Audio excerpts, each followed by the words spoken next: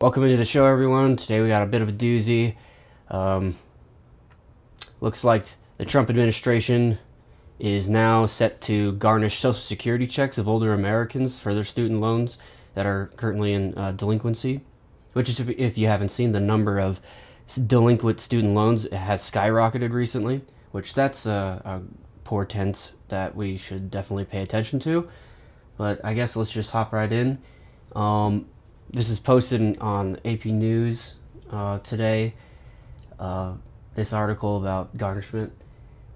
And just is all around emblematic of the far-right administration government that we currently live under, and kind of have been for the last several decades, because we're one of a few countries that actually does not pay for the cost of college through taxation.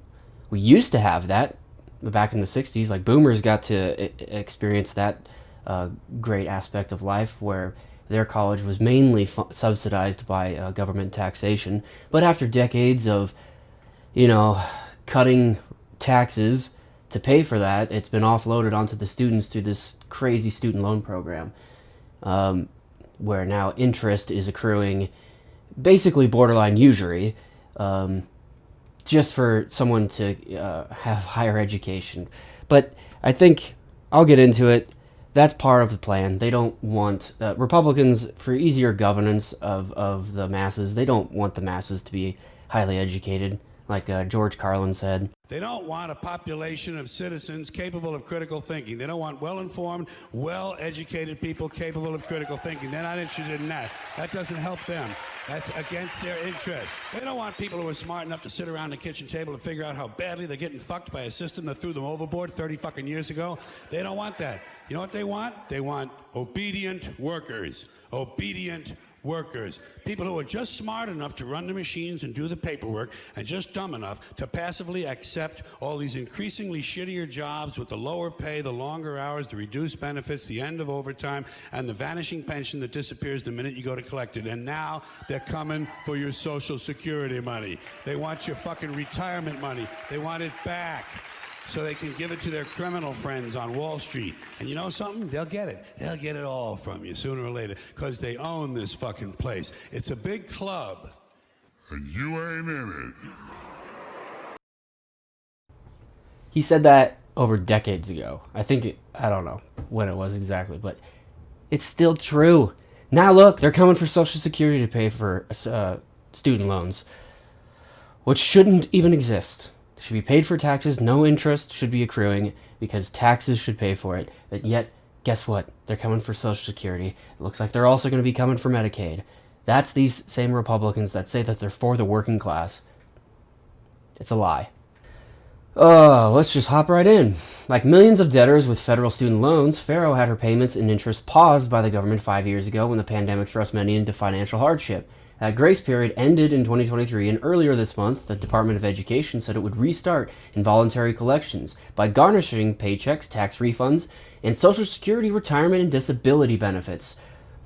Pharaoh previously had her Social Security garnished and expects it to restart.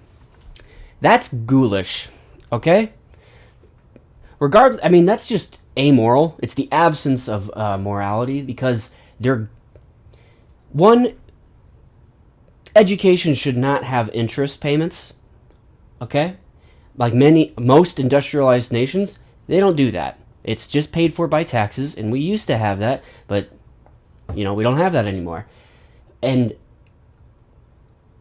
in furtherance of how abject morality this is, they're targeting Social Security checks and disability benefits. They're literally the most vulnerable people in the country, and this is like soon after they announced in the Republican budget bill that they're introducing to the House, and I think might have passed the House. I'm not sure, which cuts Medicaid, which is the most vulnerable people. Even Senator Josh Hawley, who's a populist Republican right now in the Senate, said that this is devastating to the working poor if they cut Medicaid. on board. Republican Senator Josh Hawley, who represents Missouri, a state where roughly 1 in 5 people are on Medicaid, he wrote a New York Times op-ed this week with a very simple message: don't cut Medicaid. Senator Hawley joins me live now from Capitol Hill. Senator Hawley, thank you so much for being with me this afternoon. So as we just showed you, you were warning your party not to cut Medicaid. The speaker, though, he just said this about the House GOP's so-called big, beautiful bill. Listen. Should we cut Medicaid? We're not cutting Medicaid. Stop buying that. So he said, if you heard there, Senator Hawley said, we are not cutting Medicaid. Do you agree with the speaker? Is this bill not a cut to Medicaid? Well, the right thing to do is not to cut Medicaid, so I'm glad to hear him say that. Manu, it ought to be just a basic foundational principle. It is wrong to cut health care for the working poor, and that's what we're talking about here with Medicaid. My state is a Medicaid expansion state. Over 20% of Missourians, including hundreds of thousands of children, are on Medicaid. And Manu, they're not on Medicaid because they want to be. They're on Medicaid because they cannot afford health insurance in the private market. These are working people and their children who need health care. And it's just wrong to go and cut their health care when they're trying to make ends meet, trying to help their kids, trying to make sure that they're able to provide for their families. So I hope that the House GOP and the Senate GOP will get the message here. By the way, President... So yeah, as you can see, even the populist right, Senator Josh Hawley, he's kind of considered a populist on the right. He knows, don't cut Medicaid. At least that the messaging has to be, we're not going to cut Medicaid. The Republicans aren't going to cut Medicaid. But that's one of the main expenditures on the government budget right now. And the MAGA right, even if they consider themselves populist or whatever, they're still beholden to the ultra wealth, like President Trump is, to his mega rich donors, okay? So don't believe them when they say they're not going to cut it, because they're going to. They actually include it in their budget bill. But this is just compounds the punishment that they're inflicting on the working poor right now, on the working class in general. Yeah. Don't have taxation pay for public education, for higher education. Instead, offload that burden, just like all of the subsidized losses that, like from 2008 and 2020, offload it onto the taxpayers, to the working class, not the ultra wealth. Don't make them pay for it. Cutting Medicaid doesn't hurt the ultra wealth. Just punish the working class and make them believe that you're actually their champion. That is the mastery that the current modern right has, the Republican right has. Okay, now back to the article. And now they're targeting even more vulnerable people, people that are past the age of their main working years, that are in their retirement age. So they're not going to be getting most of their income from working unless they have to work to pay for their bills, which many boomers are now. But they're targeting these people that are the most vulnerable to garnish for student loans, and they're garnishing for these student loans which shouldn't even exist. If we were a normal country, we'd be paying for these like other countries do, you know? Their higher education is paid for by taxation. We used to have that, but guess what? With this obsession by the ultra wealth in this country, they decided back in about the 70s to start cutting taxation to fund these higher education programs. It's maniacal. It's maniacal.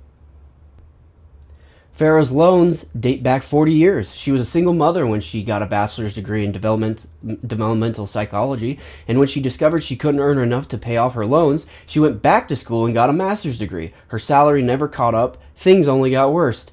That is just one instance, and I'm sure there are many others. Think about how backwards this is. She's not pursuing an education for the sake of getting an education. She's doing it to pay off her loans for her education. Imagine if we were in a normal country that paid for higher education through a normal way of, taxation. This wouldn't even be happening. They'd be actually going to pursue a higher education for the purpose of getting a higher education to increase their earning potential and benefit the society around them. But instead, in America, what you do, you gotta only go to a college to pay for an education that is only going to have material benefit to being able to pay off the loans for your education. The framing of this shows how Republicans and ultra wealth don't want the masses to be educated. They want them to be. They want higher education to be unreachable for them. It's easier to manage and govern them. Just make them confused all the time, unable to have critical thinking. Around 2008, when she consolidated her loans, she was paying $1,000 a month, but years of missed payments and piled on interest meant she was barely putting a dent into a bill that ballooned to $250,000. That's insane. Just for higher education. When she sought help to resolve her debt, she says the loan company had just one suggestion. They said, "Move to a cheaper state," says Farrow, who rents a 400 square foot casita from a friend. "I realized I was living in a different reality than they were." We have been so gaslit over decades, okay, that the frame of reference is constantly being moved. Instead of actually providing social programs and infrastructure for a functioning democracy in America, they gaslight all of us into saying, no, if you're going to go to education, it actually has to be, materially worthwhile. It has to actually give you a higher pay, higher income. That's one thing you see on the right. It's like, oh, the gender studies degree. Don't get that because it's worthless, because you're not going to get to increase your earning power to pay off the loans when the loans shouldn't even be there in the first place. Taxes should be paying for it, but of course we don't have that because the ultra wealth cut taxes for themselves and for the infrastructure for the rest of us, for the millions of us, and then make these people seem like it's their fault that these interest payments balloon their total payments and their principal for their student loans to $250,000. Like there's really not any other way out when you are in this part of the debt cycle. And America has so much debt. You can see it in in the budget for our government. We are constantly running deficits because of tax cuts for the wealthy, and they don't pay their taxes. So then all of the social programs that were once funded by these taxes that are not being paid are causing the increase in this balloon of the budget which is debt that we all have to bear. But who pay? Do the ultra wealth pay for it? No, of course not. They offload that. 2008, they get bailed out by the taxpayers every single time. 2020, pandemic crash, COVID crash, they get bailed out again. Who? By the taxpayers, but the millions of us. So all of this debt is always paid for by us normal people. And what do we get? We don't get greater education for it. We have to pay off these payments. We have to make these payments for the rest of our life. And even that, bankruptcy doesn't even bail us out. It's so backwards. And people who honestly believe that a far-right Republican government, like the one that currently is in the White House, like the Trump administration, and that has currently captured the Supreme Court, and that currently captured both houses of the legislature, if people honestly think that these people, the ones that cut the taxes, that pay for higher education, which then creates this misery of perpetual debt slavery, they're crazy. Maybe they're not crazy. Maybe they're just really, really uninformed and uneducated, which is by design by these Republicans. Student loan debt among older people has grown at a staggering rate, in part due to rising tuitions that have forced more people to borrow greater sums. See, taxes normally paid for this. People 60 and older hold an estimated $125 billion in student loans. According to the National Consumer Law Center, a six-fold increase from 20 years ago. That has led Social Security beneficiaries who have had their payments garnished to balloon by 3,000%, from approximately 6,200 beneficiaries to 192,300 between 2001 and 2019, according to Consumer Financial Protection Bureau. This year, an estimated 452,000 people aged 62 and older had student loans in default and are likely to experience the Department of Education's renewed forced collections, according to the January report from CFPB. 452,000 people aged 62 and older had student loans in default. Like, that's not going to get better. I mean, austerity, like what the far right does, austerity is like you reduce government expense rather than increase taxation. It's not going to solve this. It doesn't solve debt problems. Like, you need fancy refinancing of debt to maybe make an impact, but at this scale, it doesn't make a difference. People this number is only going to increase. And here's what I think is really sad, and why you can't trust Republicans to fix this, because they're in the pockets of ultra wealth.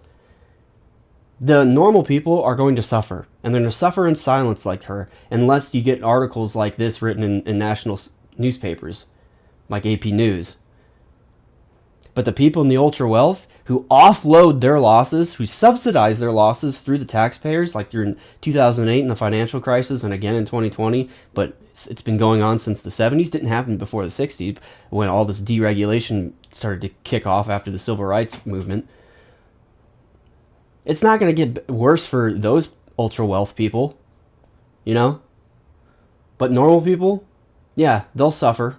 And then what will they get fed each day on their phones and news feeds? They'll get fed the same stuff that just completely distracts from the actual underlying problems. The actual underlying problem is that taxes should increase on the rich to pay for these higher education programs, like Bernie Sanders and AOC advocate for.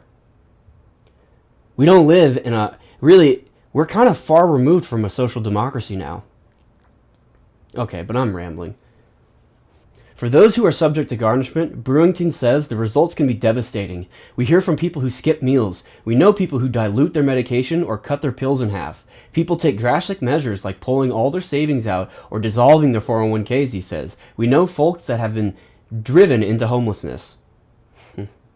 Collections on defaulted loans may have restarted no matter who is president, though the Biden administration had sought to limit the amount of income that could be garnished. Federal law protects just 750 of Social Security benefits from garnishment, an amount that would put a debtor far below the poverty line. So even under a Biden, left administration, still the garnishments would have proceeded.